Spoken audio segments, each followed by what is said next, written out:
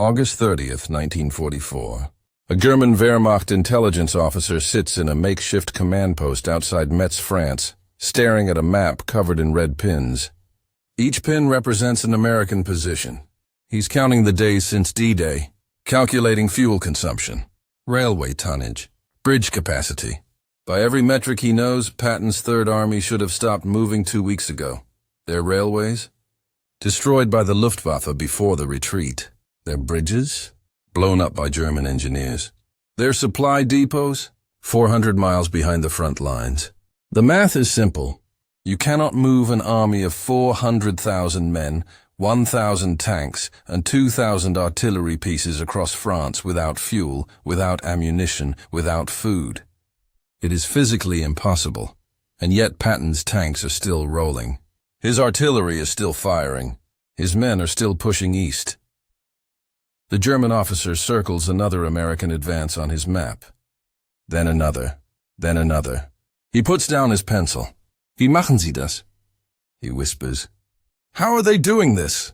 What this German officer didn't know, what most of the world still doesn't know, is that 75% of the men driving the trucks that kept Patton's army moving were black American soldiers. This is the story of the Red Ball Express. Let's start with the problem. On June 6, 1944, the Allies landed 156,000 men on the beaches of Normandy. By August 1st, they had broken out of the hedgerows and were racing across France. This was the moment they'd been planning for since 1942. The moment to destroy the German army before it could retreat behind the Rhine River and dig in for another year of war. But there was a problem. A massive problem. The Allied plan had always assumed they would capture the port of Cherbourg intact, then use French railways to supply the advancing armies. Neither of those things happened. The Germans had demolished Cherbourg's port facilities before surrendering. It would take months to rebuild. And the French railways? The same railways the Allies had spent years bombing to prevent German reinforcements from reaching Normandy? Yeah, those were destroyed too. The irony was not lost on Allied planners. For 2 years, the United States Army Air Forces and Royal Air Force had systematically destroyed French transportation infrastructure. The goal was to prevent German reinforcements from reaching the invasion beaches.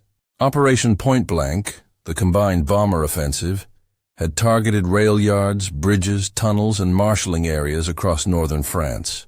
The campaign was extraordinarily successful. By D-Day, the French rail network was so badly damaged that German forces struggled to move. Even a single panzer division from southern France to Normandy in less than 2 weeks. But now the Allies faced the consequences of their own success. The same destroyed rail network that had prevented German reinforcements was now preventing Allied supplies from reaching the front. American engineering battalions were working around the clock to repair key rail lines, but the damage was extensive. It would take months to restore even minimal rail capacity, and months were something the Allies did not have.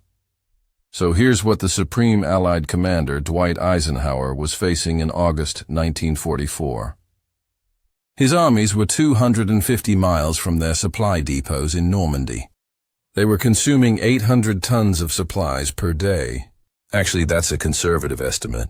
Patton's Third Army alone was burning through 400,000 gallons of gasoline per day.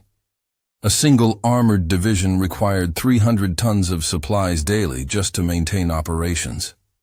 And Eisenhower had multiple armored divisions racing across France. They had no functioning railways. They had no deep water ports.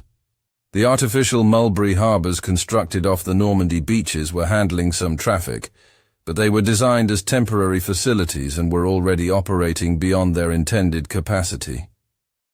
And the German army was retreating so fast that if the Allies didn't catch them now, they'd escape across the Rhine and establish defensive positions that could extend the war by a year or more. Oh, and one more thing. Eisenhower had 2 of the most aggressive generals in military history, George Patton and Bernard Montgomery, both screaming for more supplies so they could be the one to win the war.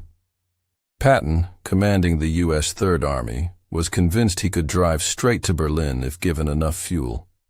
Montgomery, commanding British and Canadian forces in the north, was planning Operation Market Garden, an ambitious airborne assault designed to seize bridges across the Rhine. Both operations required massive amounts of supplies, and Eisenhower didn't have enough for both. The chief logistics officer, Lieutenant General John C.H. Lee, did the math.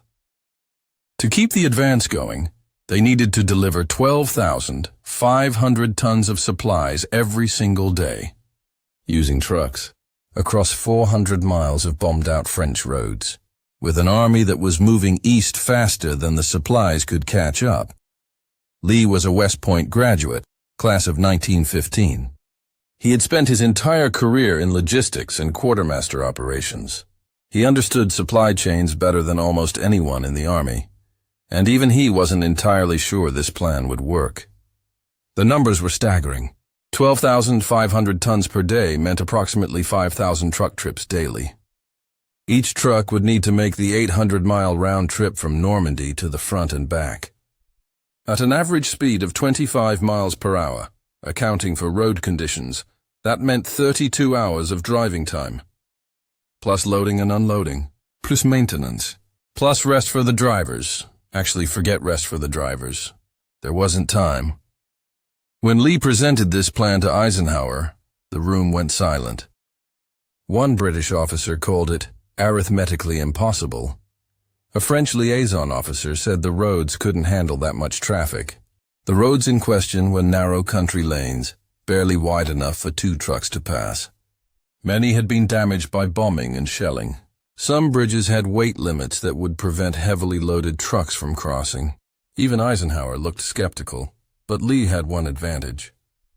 He had drivers, thousands of them, sitting in transportation battalions across Normandy, waiting to be used. These were men who had been driving supplies from the beaches to forward depots since D-Day. They knew the roads. They knew the trucks. They had experience operating in combat conditions. There was just one thing. 75% of them were black. Now, let's be very clear about something. The U.S. Army in 1944 was segregated. This was not informal segregation or de facto separation. This was official United States Army policy, codified in regulations and enforced by military police. Black soldiers were not allowed to serve in the same units as white soldiers. They were not allowed to eat in the same mess halls.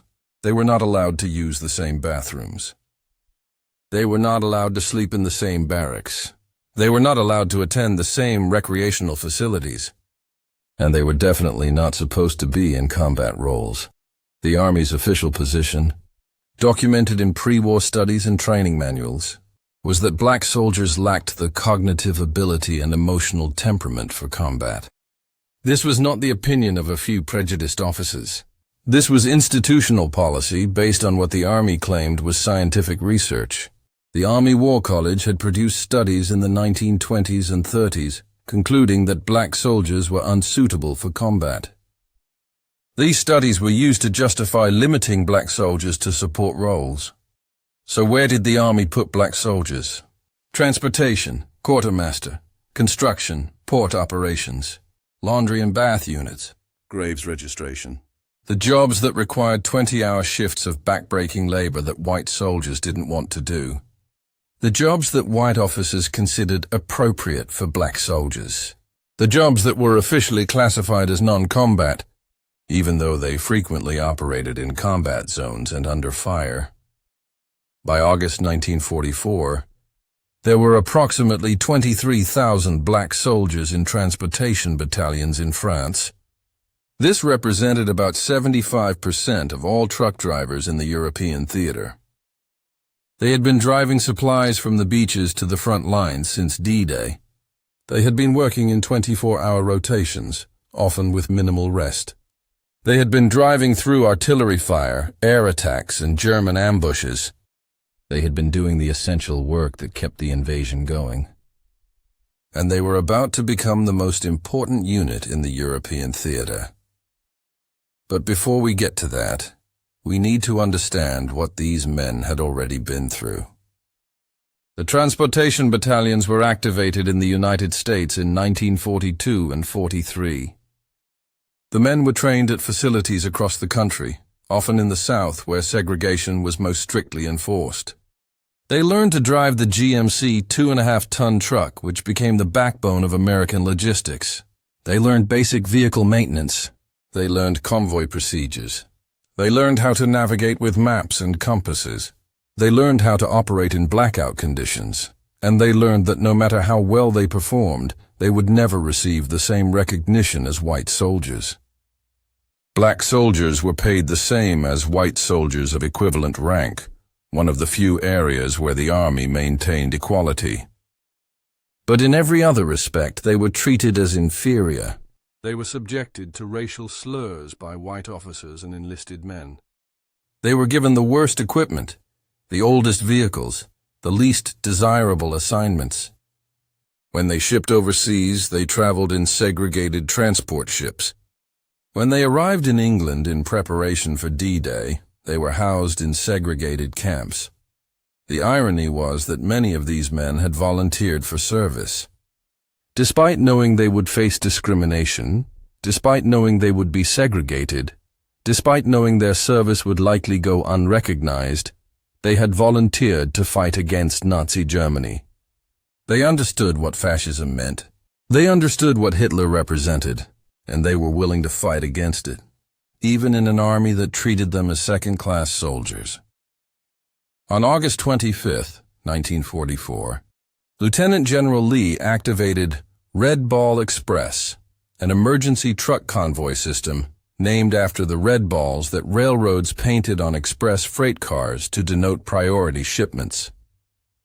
The concept was simple. Create a closed-loop highway system from Normandy to the front lines. Trucks would drive east loaded with supplies, then return west empty to reload. No civilian traffic. No military traffic except Red Ball. Just trucks, moving 24 hours a day, 7 days a week, until the railways could be repaired or the front stabilized.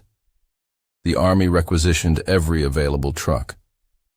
2.5-ton GMC deuce-and-a-half trucks, the workhorses of American logistics. 5-ton Jimmy trucks for heavier loads. CCKW trucks, the amphibious variant that could ford rivers and streams. Whatever they could grab from other units. They painted red balls, 50 centimeters in diameter, on the bumpers and side panels of every truck. They established checkpoints every 50 miles with fuel, food, and maintenance facilities. They assigned military police to control traffic and keep the routes clear, and they assigned drivers. 132 truck companies, approximately 23,000 men, 75% of them black. The white officers in charge didn't choose black drivers because they believed in equality. They chose them because they had no choice. White soldiers were needed for combat units. Infantry divisions, armored divisions, artillery battalions. The Army's policy of segregation meant that combat roles were reserved for white soldiers. Black soldiers had been relegated to support roles. And now those support roles had become the most critical mission in the theater. Lieutenant General Lee understood what he was asking these men to do. The Red Ball Express was not a normal logistics operation. This was sustained, around-the-clock, maximum effort transportation under combat conditions. The routes were not secure. German forces were still operating in pockets across France. Luftwaffe aircraft, though increasingly rare, still conducted raids. French resistance groups were fighting German rear guards. And the front was moving so fast that today's supply depot might be tomorrow's combat zone. Lee issued orders that prioritized speed over safety. Drivers were instructed to maintain momentum regardless of conditions. If a truck broke down, the driver would flag down the next truck in convoy, transfer the load, and continue. The broken truck would be recovered later. If a convoy was ambushed, the trucks were to return fire with their mounted weapons and push through. Stopping meant creating a roadblock that would halt the entire supply line. What the Army didn't expect was that these black drivers would become the best logistics operators in military history. Let me tell you what driving the Red Ball Express actually looked like. First, the shifts. Official Army regulations said drivers should work 10-hour shifts with adequate rest between shifts. Drivers were supposed to have 8 hours of sleep per 24-hour period. They were supposed to have regular meals. They were supposed to have time for vehicle maintenance and personal hygiene. On the Red Ball, none of that happened. Drivers worked 20-hour shifts, sometimes 24 hours straight, sometimes longer. They'd load up in Normandy at the supply depots near Cherbourg or Utah Beach. The loading process alone could take 2 to 3 hours. Ammunition had to be loaded carefully to prevent accidental detonation. Fuel drums had to be secured so they wouldn't shift during transit. Food crates had to be stacked properly to maximize payload. Once loaded, the trucks would join the convoy heading east. The convoy would depart at scheduled intervals, typically every 30 minutes. Each convoy consisted of 30 to 40 trucks traveling in formation. The lead truck would set the pace, typically 20 to 25 miles per hour. The following trucks would maintain 50-meter intervals to prevent accordion effects and to minimize damage if a truck hit a mine or came under fire. The convoy commander, usually a lieutenant or captain, would ride in a jeep at the front of the convoy, navigating and maintaining communication with checkpoints. The drive east took anywhere from 12 to 20 hours, depending on road conditions and enemy activity. 400 miles doesn't sound like much. In peacetime, on good roads, you could cover that distance in 6 or 7 hours. But these weren't good roads, and this wasn't peacetime. The drivers would arrive at the front-line supply dumps, unload their cargo, which could take another 2 hours, then turn around and drive 400 miles back to Normandy. Total round trip, 800 miles. Total time, 20 to 30 hours, depending on conditions. Some drivers report going 3 to 4 days without sleep. Private James Ruckert, a driver with the 667th Quartermaster Truck Company, later described his typical Red Ball run in an oral history interview conducted in 1983. We'd load up around midnight. 2.5 tons of ammunition, mostly. 105mm shells, 81mm mortar rounds, small arms ammunition. You'd load until about 0200, then roll out. The convoy would head east, and you'd drive all night with just those little cat-eye lights that you could barely see. You couldn't use headlights because of German aircraft. You'd follow the taillights of the truck ahead of you and hope he knew where he was going. We'd hit the checkpoints every 50 miles or so. They'd top off your fuel, give you some coffee and donuts if they had them, check your vehicle, and send you on your way. Maybe a 15-minute stop, then back on the road. You'd reach the front sometime the next afternoon, unload under artillery fire half the time, then turn around and do it all over again. By the time you got back to Normandy, you'd been awake for 30 hours, driven 800 miles, and they'd tell you to grab 4 hours of sleep before the next run. I did that for 83 days straight. I don't know how I stayed awake. You just did. You knew if you didn't deliver those supplies, the guys at the front wouldn't have ammunition. They wouldn't be able to fight. So you drank coffee, you chewed gum, you sang songs, whatever it took to keep your eyes open. Second, the roads. These weren't highways. These were bombed-out French country roads designed for horse carts and farm wagons. The main routes, the routes nationales, were paved, but they were narrow, winding, and often cratered by bombs or shells. The secondary roads, which the Red Bull had to use when the main routes were congested, were unpaved dirt tracks that turned to mud in the rain. The Army estimated a truck convoy would average 25 miles per hour. That estimate assumed good roads, clear weather, and no enemy action. The Red Bull averaged 5 miles per hour, sometimes less. Why? Because every 10 miles there was a destroyed bridge, a bomb crater, a wrecked German vehicle, or all three. American engineering battalions were working around the clock to repair bridges and fill craters, but the damage was extensive. They couldn't keep up with the pace of the advance. Drivers had to navigate around obstacles in the dark because they weren't allowed to use headlights. German aircraft were still active, and a convoy with headlights blazing would be an obvious target. They used cat-eye blackout lights, small hooded lights that emitted just enough illumination to see the road 10 feet ahead. Imagine driving a fully loaded 5-ton truck on a dirt road in complete darkness for 400 miles without stopping. Now imagine doing it while being shot at. The roads themselves were deteriorating rapidly under the weight of continuous truck traffic. A fully loaded 2.5-ton truck actually weighed closer to 10 tons when loaded to capacity. 6,000 trucks per day, each weighing 10 tons. Rolling over roads not designed for that kind of traffic. The roads broke down quickly. Paved sections developed potholes and cracks. Unpaved sections turned into muddy quagmires. Shoulders collapsed. Embankments eroded. American engineering units tried to keep up with repairs, but it was a losing battle. They'd fill a crater, and the next day's traffic would create 2 more. They'd rebuild a shoulder, and heavy rain would wash it out. The Red Ball drivers learned to navigate by feel as much as by sight. They could tell by the sound of their engine and the vibration of the steering wheel when they were drifting off the road. They could sense when a pothole was coming by the way the truck ahead bounced. Third, the danger. The Red Ball route wasn't secure. German forces were everywhere. Not organized combat units, but stragglers, bypassed garrisons, rearguard detachments. Small Wehrmacht units that got cut off during the retreat were hiding in the French countryside. Some were trying to reach German lines. Some were simply trying to survive. Some were conducting guerrilla operations against Allied supply lines. Red Ball drivers were attacked regularly. Snipers would shoot at trucks from tree lines. A single rifle shot could kill a driver or puncture a tire or rupture a fuel tank. German machine gun nests would ambush convoys at night, particularly at choke points like bridges or narrow defiles. The machine gun fire would rake the convoy, trying to disable the lead truck and create a roadblock.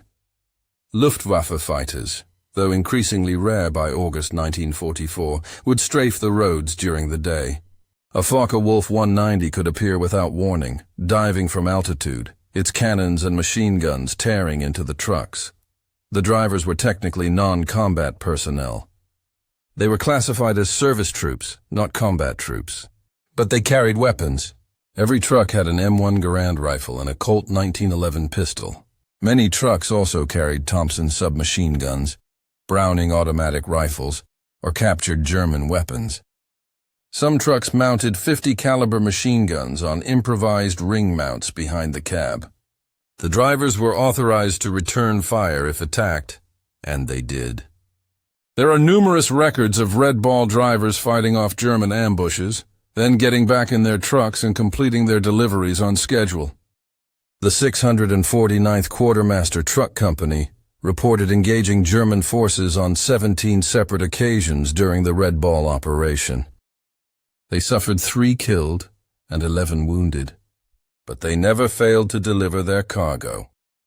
Corporal William Perry, a driver with the 614th Quartermaster Truck Company, was awarded the Bronze Star for valor after his convoy was ambushed near Chartres in September 1944. Perry was driving the third truck in a convoy of 30 vehicles when German machine gun fire erupted from a tree line. The lead truck was hit, the driver killed instantly. The truck careened off the road and overturned, blocking the route. Perry stopped his truck, grabbed his M1 Garand, and advanced on foot toward the German position. Under fire, he maneuvered to within 50 meters of the German machine gun nest and engaged with rifle fire. He killed at least 2 German soldiers and forced the others to withdraw. He then returned to his truck, assisted in moving the overturned vehicle off the road, and continued with the convoy. His Bronze Star citation noted that his courage and initiative under fire enabled the convoy to continue its mission and deliver critical supplies to frontline units. Stories like Perry's were common, but they were rarely reported and almost never recognized with awards. Black soldiers performing acts of valor under fire were frequently overlooked by the award system. Part of this was institutional racism. Part of it was the classification of transportation units as non-combat. Awards for valor were supposed to be reserved for combat troops, Never mind that Red Ball drivers were under fire as often as many infantry units, and fourth, the trucks themselves. The GMC Deuce and a Half was a good truck, reliable, tough. It had a 6-cylinder engine producing 91 horsepower. It had a 5-speed transmission with a 2-speed transfer case, giving it 10 forward gears. It had 4-wheel drive, which was essential for the muddy, cratered roads of France. It had a cargo capacity of 2.5 tons, though drivers routinely overloaded them to 3 or even 4 tons. But it wasn't designed for 20-hour shifts across 800 miles of terrible roads. The GMC was designed for tactical mobility, short hauls from depots to frontline units. Maybe 50 miles per day under combat conditions. The Red Ball was asking these trucks to cover 800 miles per trip, multiple trips per week for months on end. Trucks broke down constantly. Army maintenance protocols said a broken truck should be towed to a depot for proper repair. Trained mechanics would diagnose the problem, order replacement parts from supply, and conduct repairs according to technical manuals. The process could take days or even weeks, depending on parts availability. Red Ball drivers didn't have time for that. They fixed trucks on the side of the road, with improvised tools, using parts scavenged from wrecked vehicles. Sometimes while under fire, the drivers became expert field mechanics by necessity. They learned to diagnose engine problems by sound. They learned to repair transmissions with wire and duct tape. They learned to patch radiators with chewing gum and canvas. They learned to splice broken fuel lines with rubber tubing. They carried toolkits with them at all times, supplemented with scavenged wrenches, pliers, and screwdrivers taken from abandoned German vehicles. There's a famous story about a Red Ball driver whose truck threw a rod outside St. Lo. A thrown rod means the connecting rod has broken and punched through the engine block. It's catastrophic engine failure. The truck is dead. In normal circumstances, you'd need a complete engine replacement. The driver didn't have a replacement engine. The nearest maintenance depot was 50 miles away, and towing the truck would take hours they didn't have. So he took the engine block from a destroyed German Opel Blitz truck that was abandoned in a field nearby. The Opel used a different engine, a 6-cylinder diesel instead of the GMC's gasoline engine. The mounting points were different. The transmission interface was different. It shouldn't have worked. But the driver, whose name was never recorded in official reports, modified the German engine with a hammer and a wrench. He fabricated new mounting brackets from steel strips he cut from the destroyed Opel's frame. He jury-rigged an adapter to mate the German engine to the GMC transmission using parts from both vehicles. It took him 6 hours, working in the dark with a flashlight. When he finished, he started the engine. It ran rough, it smoked, it made horrible noises, but it ran. He put the truck in gear, and it moved. He drove another 300 miles to the front-line supply dump, delivered his load, and drove back to Normandy. When he arrived at his unit's motor pool, the maintenance officer looked at his engine and said, "That's not Army issue." The driver replied, "It is now." That story, whether entirely true or embellished in the retelling, captures the spirit of the Red Ball Express. The mission was everything. Regulations were secondary. If you could improvise, scavenge, or jury-rig a solution, you did it. You kept the trucks rolling because lives depended on it. So let's talk about what the Red Ball Express actually accomplished.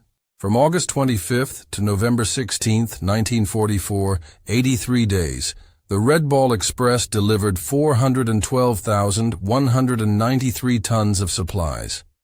Let me put that in perspective. That's enough ammunition to fire every artillery gun in the European theater continuously for 2 months. That's enough fuel for Patton's entire Third Army to drive from France to Berlin and back. That's enough food to feed 2 million soldiers for a month. The Red Ball moved an average of 5,000 tons per day. On peak days, like September 1st, when Patton's advance was at its fastest, the Red Ball delivered 12,500 tons in a single day. Using trucks. To put that in context, The entire German logistics system in France was moving approximately 3,000 tons per day by rail. The Red Ball Express, using trucks on bombed-out roads, was moving 4 times as much. Here's another number. The Red Ball ran approximately 6,000 trucks per day. If you lined them up bumper to bumper, they would stretch from Normandy to Paris. Actually, they did stretch from Normandy to Paris. French civilians would watch the convoys roll through their towns. Endless lines of olive-drab trucks, red balls painted on their sides, black faces behind the wheels, and they'd think the Americans had an infinite supply of everything. They didn't. They just had drivers who wouldn't quit. The scale of the operation was unprecedented. No army in history had moved so much material so far so quickly using wheeled vehicles. The Soviet Union was moving enormous quantities of supplies by rail, but they had captured intact German and Soviet rail networks. The British were experts at logistics, but they were operating over shorter distances with more secure roads. The Germans had pioneered mechanized warfare, but they had never attempted sustained logistics on this scale over such distances. American drivers covered over 48 million miles during the Red Ball operation. 48 million miles. That's the equivalent of driving to the moon and back 100 times.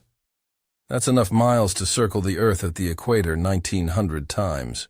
Every single one of those miles was driven by a man who had been told by his own army that he wasn't good enough for combat.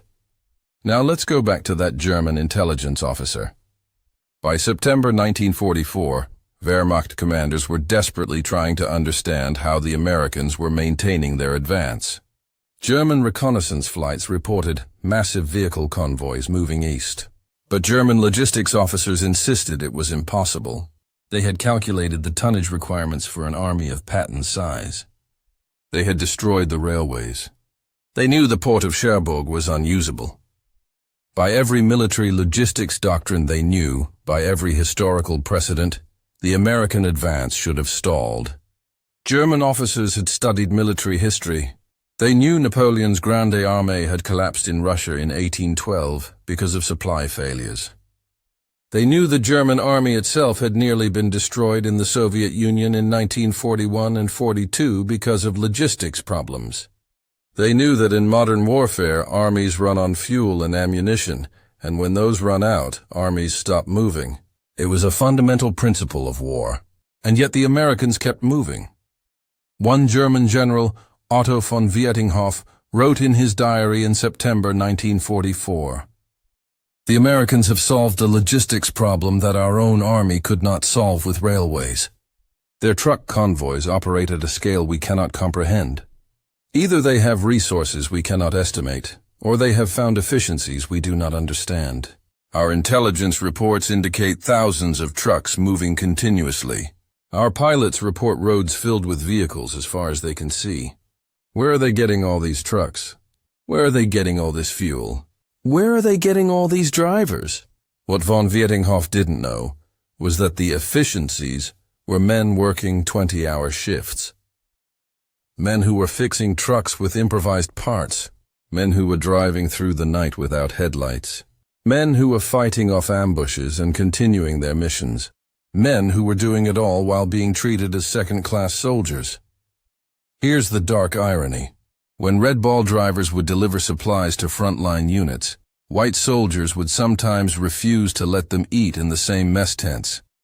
These black drivers had just spent 20 hours keeping those white soldiers supplied with ammunition and food, and they couldn't eat with them. The drivers would be directed to separate eating areas, often outside, even in bad weather. They would receive their food last, after white soldiers had been served. Sometimes they would be given cold rations while white soldiers ate hot meals. When Red Bull convoys would pass through liberated French towns, French civilians would cheer and wave.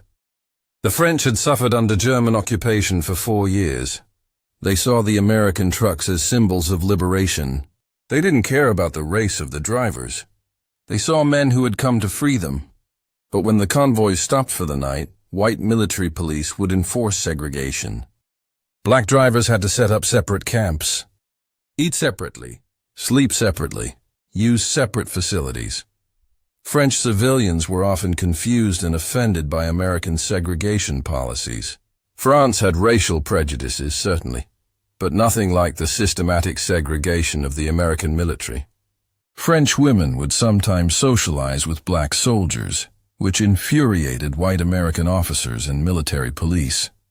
There are documented incidents of white MPs harassing French civilians for being friendly to black soldiers.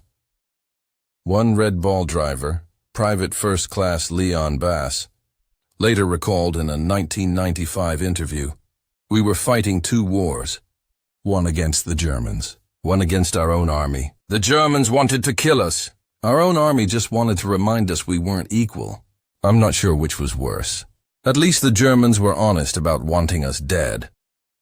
Bass survived the Red Ball Express and went on to serve in a unit that liberated Buchenwald concentration camp in April 1945. Seeing the horrors of the Nazi death camps profoundly affected him. He later said, "We fought to defeat Hitler and his ideas about racial superiority. But our own country believes some of those same ideas. That's a hard thing to understand when you're 20 years old and you've been driving trucks for 20 hours straight to keep the army supplied." Military historians love to talk about D-Day. They love to talk about the Battle of the Bulge. They love to talk about dramatic tank battles and heroic infantry charges. They love to talk about air superiority and naval operations and strategic bombing. But World War II wasn't won by dramatic charges or brilliant tactics or heroic last stands. It was won by logistics. The side that could feed its soldiers won. The side that could fuel its tanks won. The side that could supply its guns won. Everything else, all the tactics and training and courage, meant nothing if you didn't have bullets for your rifles and fuel for your trucks. And the Red Ball Express was the greatest logistics operation in military history. Consider what would have happened without it. If Patton's Third Army had run out of fuel in August 1944, the German army would have escaped across the Rhine. Field Marshal Walter Model, commanding German forces in the West, was conducting a fighting retreat.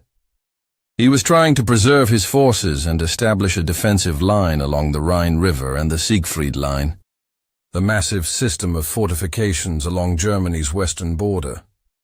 If the Germans had reached the Rhine with their forces intact, they would have had time to build the Siegfried Line into an impregnable fortress. They would have had time to conscript and train new divisions. They would have had time to reorganize their shattered units. The war might have lasted another year, perhaps into late 1945 or even 1946. Casualties would have doubled or tripled. More concentration camps would have operated longer. More cities would have been destroyed. The atomic bomb, which became available in July 1945, might have been used in Europe instead of Japan. All of that was prevented because 23,000 men, mostly black men, drove trucks for 20 hours a day and refused to quit. They didn't quit when they were exhausted. They didn't quit when their trucks broke down. They didn't quit when they were shot at. They didn't quit when their own army treated them with contempt. They kept driving because they understood something fundamental. The mission mattered more than their personal comfort. Winning the war mattered more than recognition or respect. Eisenhower knew it. In November 1944, when the Red Ball Express officially ended because the railways were finally repaired and forward supply depots had been established closer to the front, Eisenhower sent a message to every Red Ball unit. "Without your efforts, the advance across France could not have been maintained. The rapid defeat of German forces in France was made possible by your dedication and sacrifice.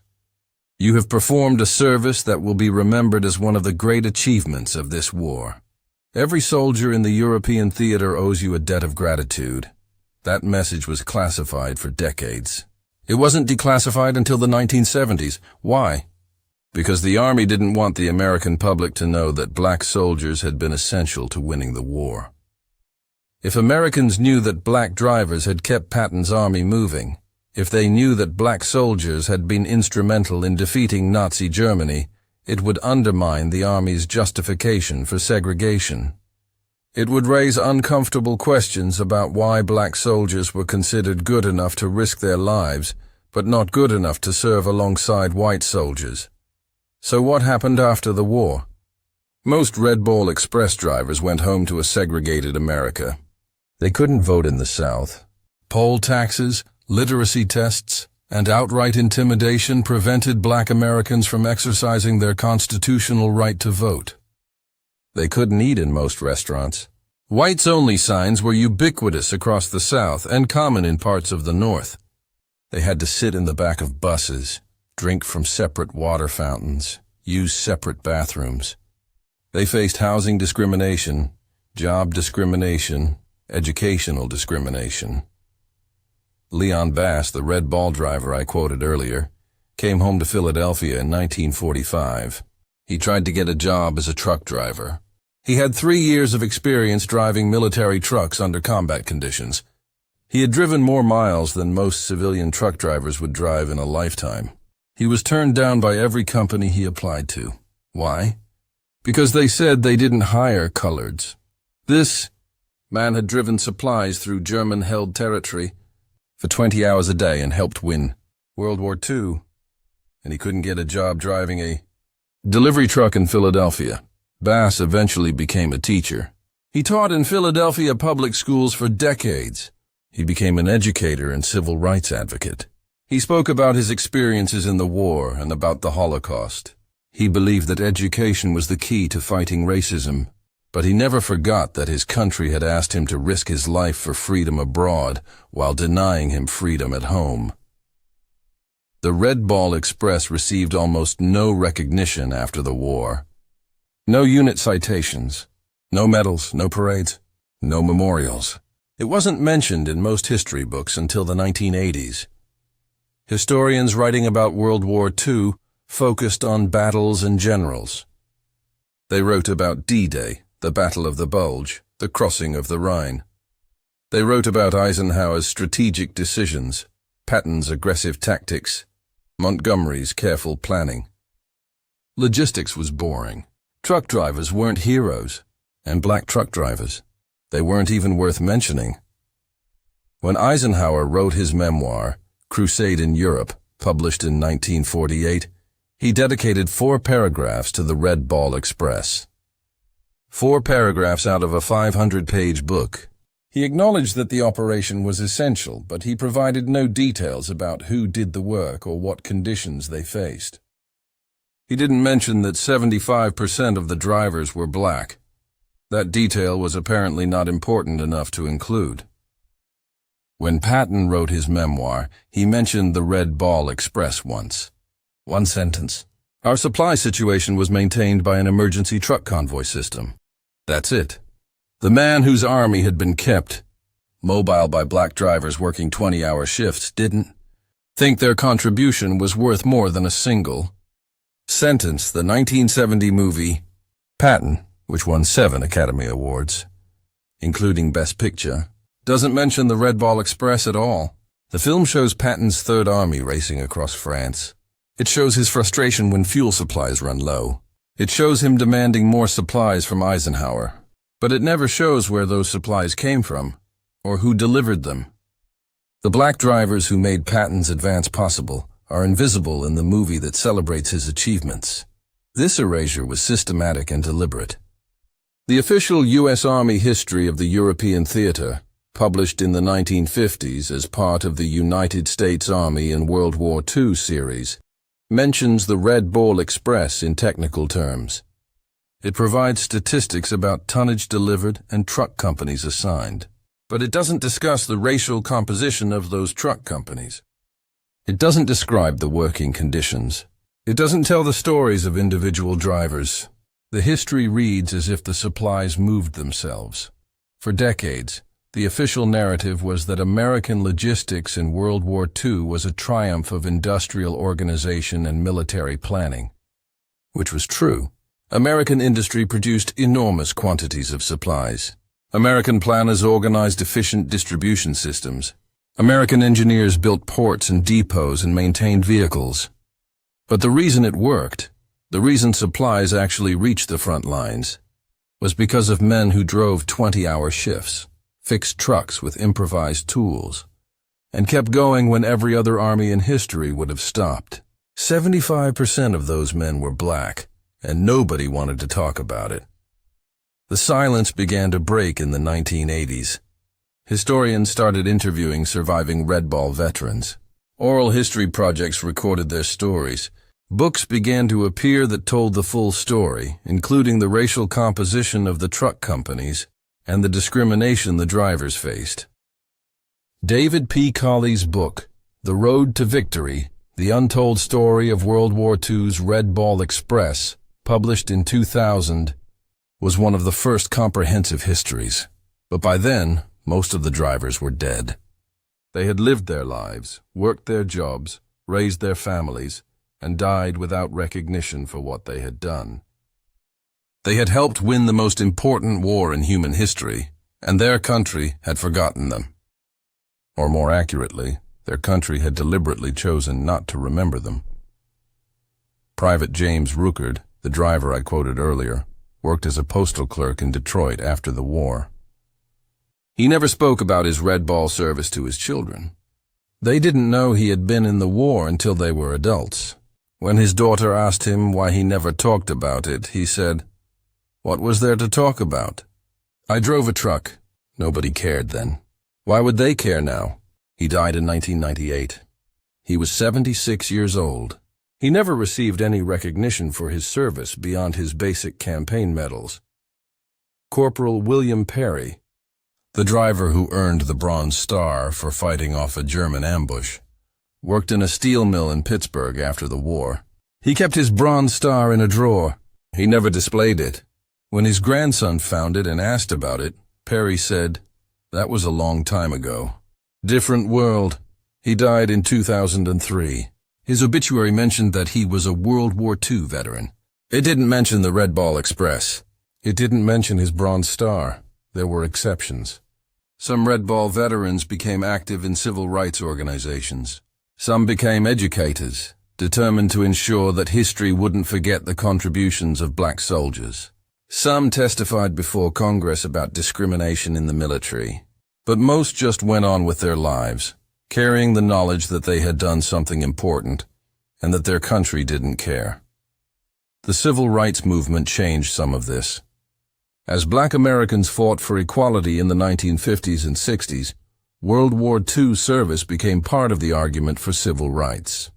How could you ask men to fight for freedom abroad and then deny them freedom at home?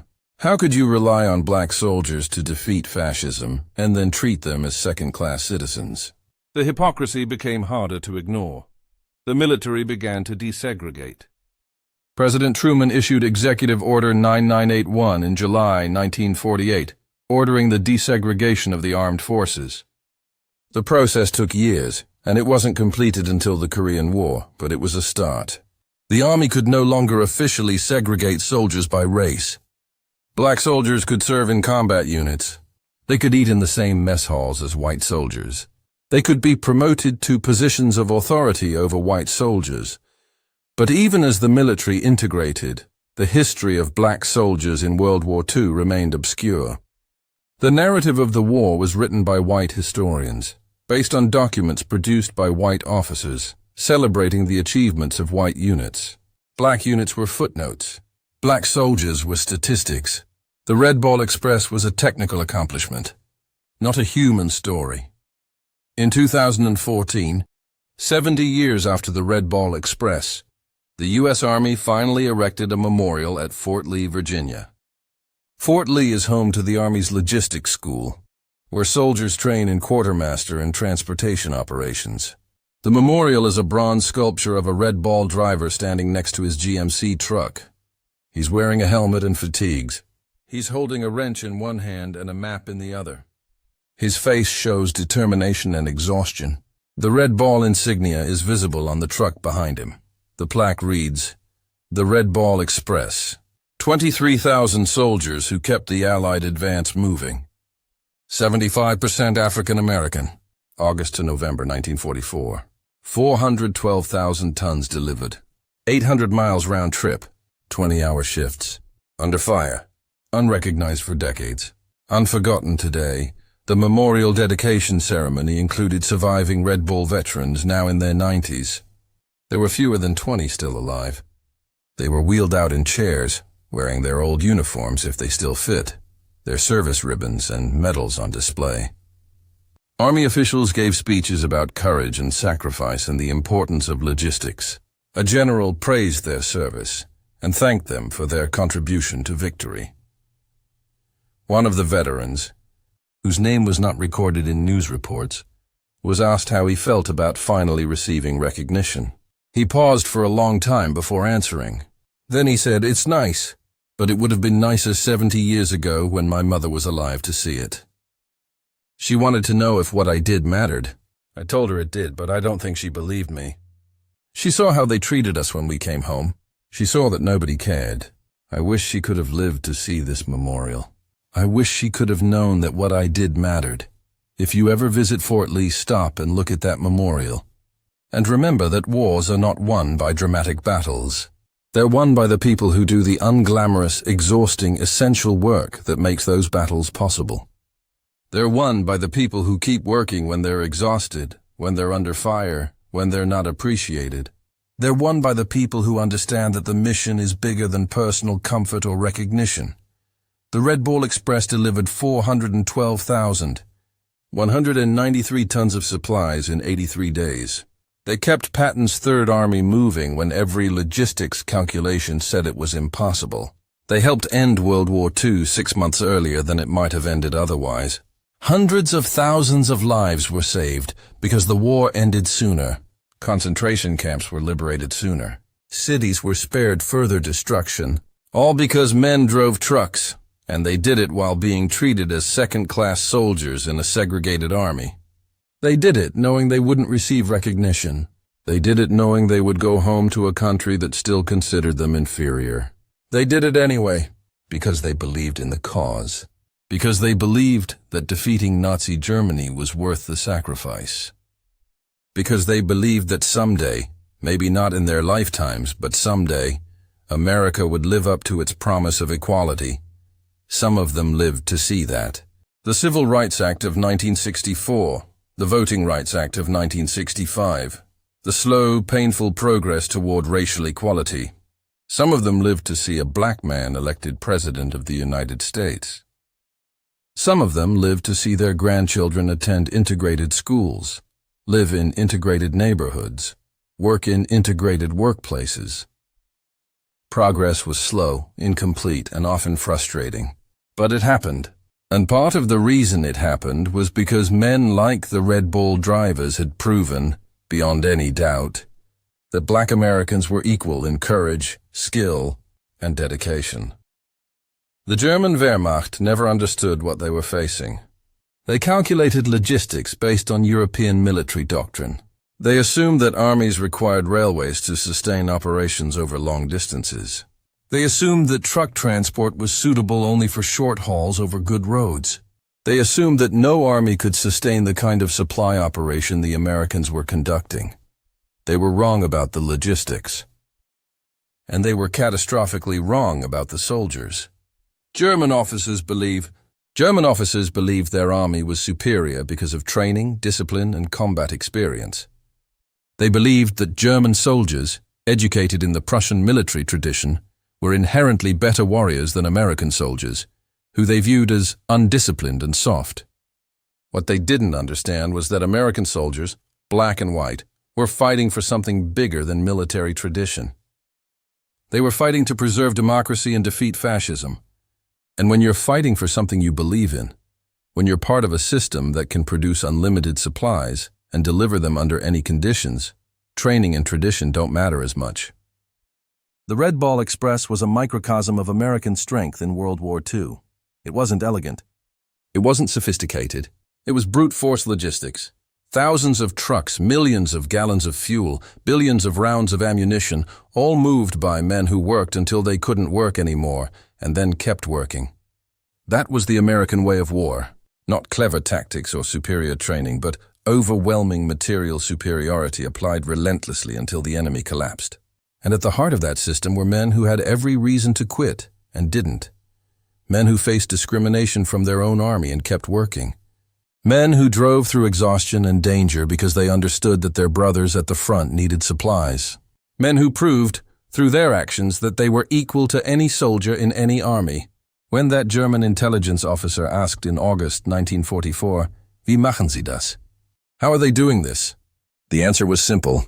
They had drivers who refused to quit. They had black men who loved their country, even when their country didn't love them back.